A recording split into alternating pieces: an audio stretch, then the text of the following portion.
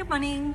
Today I am going to share with you a few new tips with watercolor. So come join me for a bit of painting. So what you're going to need for this session is some watercolor paper, a paintbrush of your choice, a jar of water of course, a couple paint colors, and away we're going to go. So the technique we're going to practice this morning is a variegated wash. So a variegated wash is a way to create two different colors, blend them together to make a third color, sort of like a rainbow. So there's two different ways that you can paint a variegated wash. The first one we're going to do is wet on dry. So that means our paper is dry. My paintbrush is wet, and I am picking up my watery paint, and I am going to paint it across half of my page.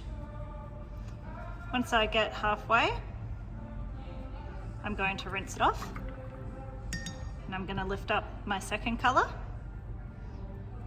I want to work fast because I want this to be wet, and I start from the outside, move until I hit that middle, and with very minimal playing, I'm going to leave it. Now let's do it using the wet on wet process. So wet on wet is when you pre-wet your paper with water, clean water. So we're going to do the same steps where we load one color on one side, but you can see because we've wet it first, the water is allowing the paint to move quite freely across the page.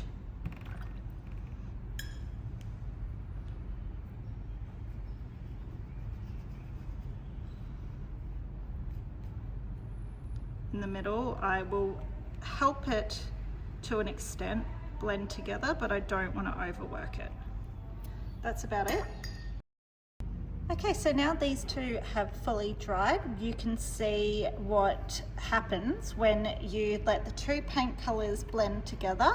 I find the wet on wet has a bit more of a seamless transition, but the big trick is when you put down your two colors and let them bleed together, don't overwork it. You can give them a little bit of a rub to encourage the blending, but you don't want to go overboard. You want the beautiful watercolor to do its own magic.